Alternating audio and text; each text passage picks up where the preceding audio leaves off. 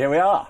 Talking points then, starting with 300 races. This is the story that it is being proposed by the British Horseracing Authority that 300 races are the word slashed, I think, has been used, have taken off the racing fixture list for next year because fields are too small. There's too much racing and a reduction, Maddie. This was an exclusive in the Racing Post by Bill Barber on Monday. Racing needs to do something about it. Yes, field sizes, I think the average field size below 9 now, and I put a tweet out not so long ago asking people about how their relationship with the sport has developed in recent years, and so many people responded saying how they were sort of disillusioned with this sort of lack of competitiveness and too much racing. So I think it's to have a positive spin on it. It's great that something's at least being mooted around trying to make a difference. The sad part of this is, with the stakeholders we have involved, it's going to be a tug of war of whose priorities are going to trump whose, and sadly it's hard to see like a clear path forward so to as I addressing see this. it, the authority has proposed it, though slightly sort of out in the ether. It was obviously in the Racing Post. I'm not sure whether there are any more concrete proposals than that. Jockey Club has said we're interested. The bookmakers have said we'll have a look. ARC said this is the Jockey Club wanting to have a pop at us, but then if you look further down the quotes, they're reasonably supportive. So does it strike you that although there are all these different factions, that people are realising something's got to be done? Yeah, as I say, and that acknowledgement is key, because I think, it's almost a chicken and the egg situation. If we have races that are prospering, then that's better in terms of levy income, engaging people with the sport more, and better prize money as well. It's just where you take these races away from that we need to focus on. I think that needs to be... Everyone's got to take a hit, haven't they? Isn't that the important thing? It's short-term pain for long-term gain, I think, and we need some sort of data to back up which races we're going to remove. I think the other thing is that the British Horseracing Authority, which hasn't necessarily been renowned for being proactive, here's a bit of proaction. So regardless of whether it's right or wrong, hurrah. That this is I'm being a little bit unfair, but only a little bit unfair, that some of these issues which are talked about so often on programmes like this and in racecourse bars and things like that, not a lot seems to happen. But here is something that really is being spoken about, and that has to be a big plus. We're moving on to syndicates. We've got George Bowie with us, who won the 1,000 guineas last week with a horse owned by a whole lot of people from Highclere Thoroughbreds. Obviously, the big powerhouses are called big powerhouses for a reason. They own lots of horses. But it's great to see a syndicate successful with you last week, syndicate winning the Oaks trial at Lingfield yesterday. Yeah, it's great. I think, it gives the person who can't buy a horse themselves, and it is a very expensive hobby, it gives them the opportunity to get involved. We're very lucky. I've got a bunch of horses for Highclere. Nick Bradley, Midland Park have got horses with us now, and you meet some great people along the way as well. The open days that we have, meeting them on Warren Hill, going racing, and I think we had 100 Nick Bradley owners in the yard the other day, and they love it. They actually get to come and see the horses, and we try and I have my own syndicates of friends that I try and cobble together and that sort of thing. But it broadens the whole racing spectrum, really, I think, and some of those owners end up having horses on their own. And you mentioned Nick Bradley. How many would you have for him? He'd have about 15 with us now. Right. And Midland? 2. 2. And 6 for Highclere? 6 for Highclere. So that's actually a quite significant part of your string is owned by lots of different people. Absolutely, yeah. It's great to have 24, them. Thank you for the person who just added them up for me. It might be a few more, but no, look, it's great, and it gives us the opportunity to buy nice horses and split them up between lots of people. And Maddie, this is big in Australia in particular, and David Redvers from Qatar Racing and various other things is always talking about this. The fact is that syndicates give more people opportunity, and then more people who are watching, following it, to engage. Yeah, absolutely. It makes it easier for a wider range of people to have their own sort of investment in racing. So that's something that should be celebrated. And as you've touched upon, that's a huge part of George's business. So the more syndicates we can get, the better. So we move on now to State of Rest. Now, State of Rest talk about international. We were talking earlier on about you being happy to go to France, happy to go to America, happy to go to Saudi Arabia. Joseph O'Brien's clearly very much the same, and this state of rest is shaping up as some horse, isn't he? Yeah, he's obviously a phenomenal horse, and no better person to travel around the world than Joseph. Dual Melbourne Cup winning trainer, dual Breeders' Cup winning trainer, but the horse obviously must have an amazing constitution. He's been targeted all around the world, and I think it's another sort of advertisement for how global racing is coming now. You know, he trains in Ireland, but I think there was one weekend when Joseph had runners in 5 different countries, or 4 or 5 different countries. Probably over both codes. Yeah, exactly. And no, like he's a phenomenal horse, and I think he'll probably have to come and do it in England or Ireland soon. Yeah, I think the Prince of Wales' Stakes is being talked about at Royal Ascot. He's won Group 1 races on 3 continents, in Europe, America and Oceania, I think we're meant to call it these days, and £2.2 million in prize money. He really is shaping up, isn't he? But sort of done it sort of tiny bit quietly, I suppose, from a British media point of view, because he hasn't actually done it. You know, he's been in France and America and Australia. Yeah, absolutely. As George touched upon, I think the mentality of the horse has to be praised here, but also the bravery of Connections for going, well, we're going to give this a go. You know, the Cox Plate, huge race down under, one over in Saratoga and in France as well, and then Tattersalls Gold Cup, I think, will be next. So hopefully he can sort of drum up some of his fans back in Ireland. But I think it's great. It's great that we have these challenges that you know, everyone's willing to rise to, and we can really advertise what we can do on a global stage. We just got to make sure that we keep these horses and they don't get sold to abroad when this happens. Yeah, this, I think, a deal's been done in terms of the ownership, hasn't it? Because it was owned by Team Valley Racing, as it called, or Team Racing, and now with an Australian group. But yeah, striking as well, Maddie, that those people who are happy to travel very happily to America, Australia, etc., they are the younger brigade, aren't they? So it is a mindset. Perhaps, you know, we as people, or younger people, are more inclined to travel themselves. So actually, if you're running a business that's training racehorses like George and Joseph and others, then actually going to Australia isn't suddenly such a major expedition. William Haggis has done it as well, of course, with Adabe in recent years. But I think, yeah, prize money dictates, you know. He's young at heart. when it's so lucrative, it makes sense from a business perspective. Absolutely. Right, we're closer to home now. Windsor Food, and have we got the picture that caused the row here? I think we have. So that is a tweet by Gemma Marshall. She'd worked from first thing. I started work at 5:45. I rode 5 horses. I jumped in the lorry, drove to Windsor, sat down to eat, and that was what was presented. Feeding staff and looking after staff when they're at the races is obviously something you do from your point of view. How much onus is there on the racecourses to do that as well? Yeah, I think it has to be very important, and there's some racecourses do it better than others, and obviously it's not great to see, but no, it's something that certainly has to be worked on. It's very important, and we try and feed the staff in the mornings when we can, and they have a quick break for some breakfast. But no, it certainly needs to be worked upon.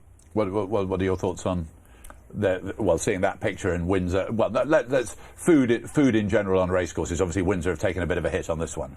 Yeah, I think you know, partly because you go anywhere at the moment, hospitality, I'm not defending it by any means, but it's definitely been a struggle. And obviously now we're having the NARS inspections back. Hopefully that will prompt some change. But it's sad that that's necessary, to be honest. You know, that's not good enough, and it shouldn't take you know, more than people seeing it to do that. But yeah. To be fair to Windsor and to Arena Racing Company ARC, they say they are aware of the situation and they are looking at that. So it's not as though they're sort of brushing it all under the carpet.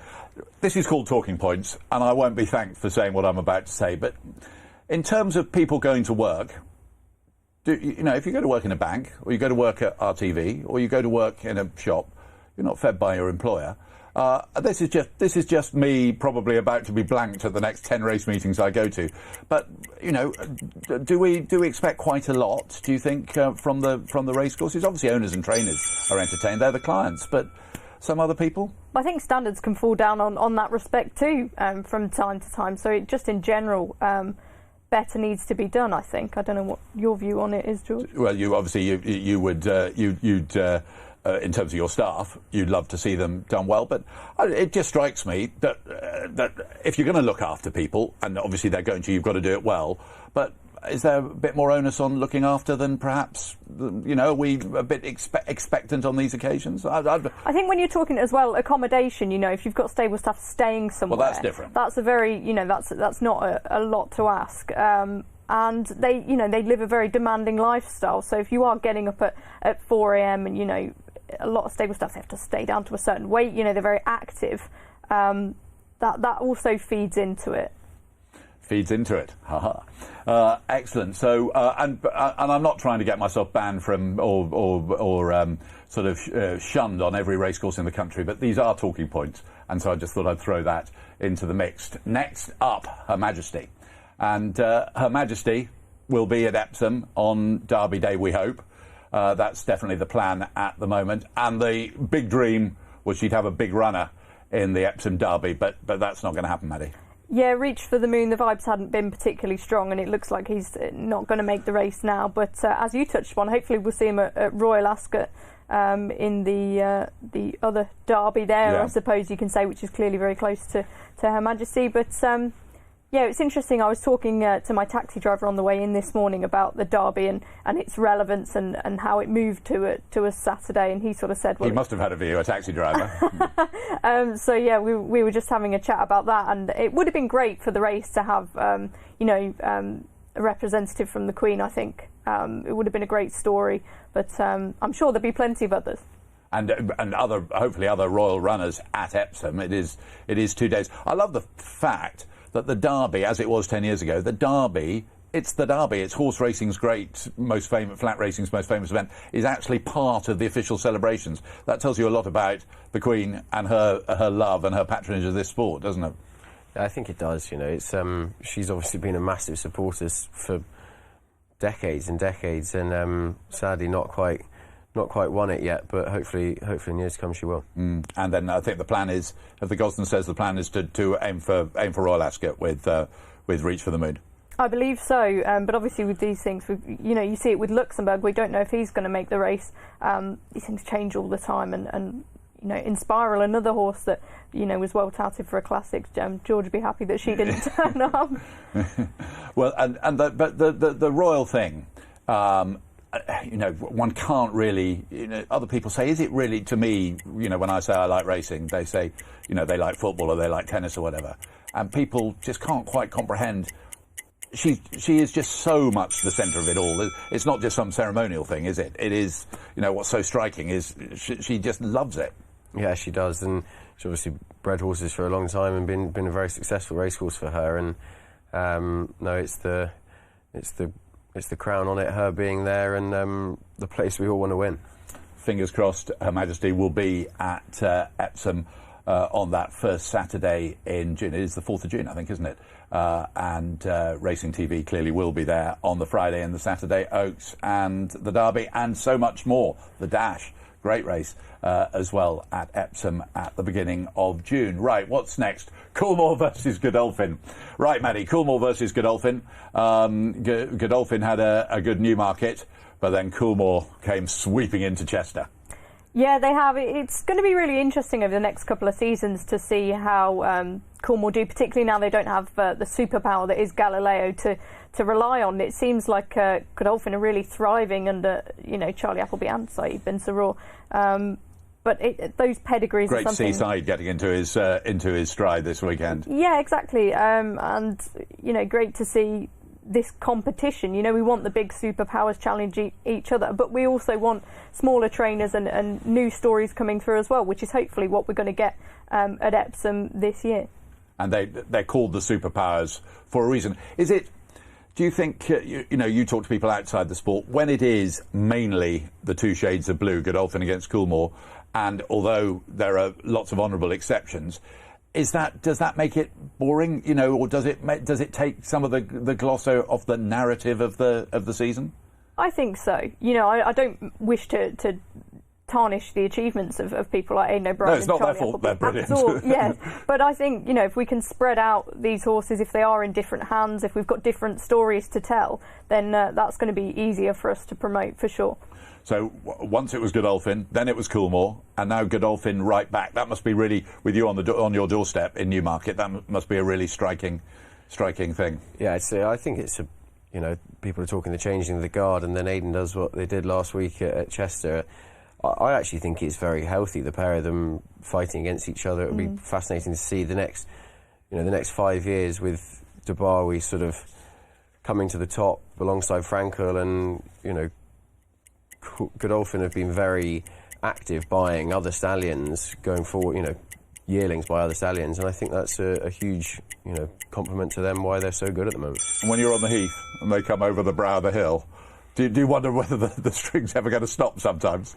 Sometimes we actually don't see Charlie's because they're at Moulton Paddocks, which is a private training centre, but yeah, it's metaphorically coming over the hill. Metaphorically coming over the hill, yeah. No, it's never like to see one of their hot pots in a maiden anyway. Yeah.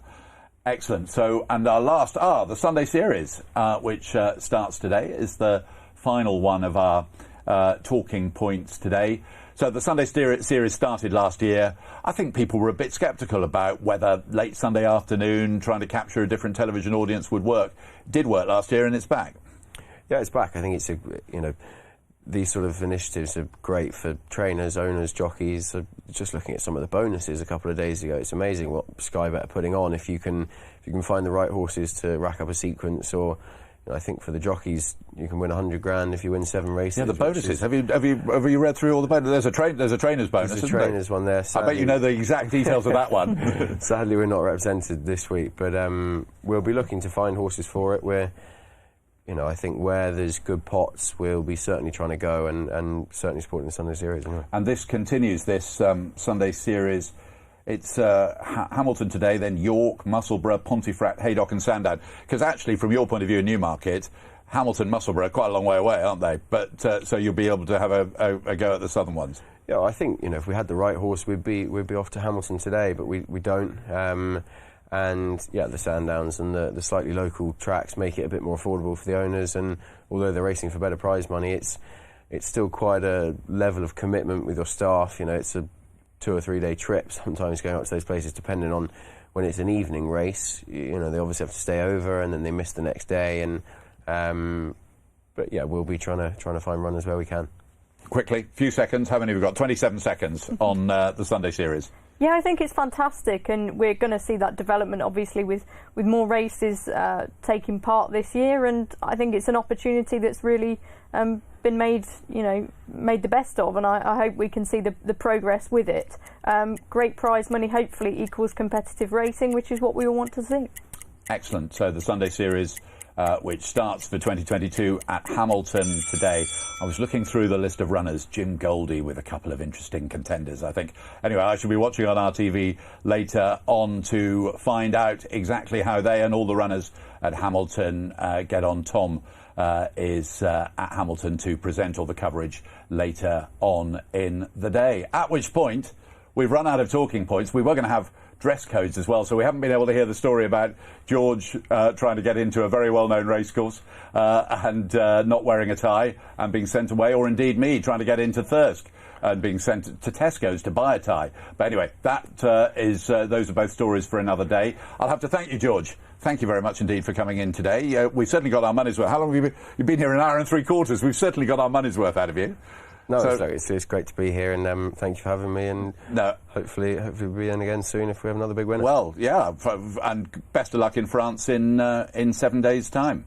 Thanks so much. Excellent. Thanks to Maddie as well. We're going to take a break now. After the break, we'll be talking to trainer Daniel Kubler.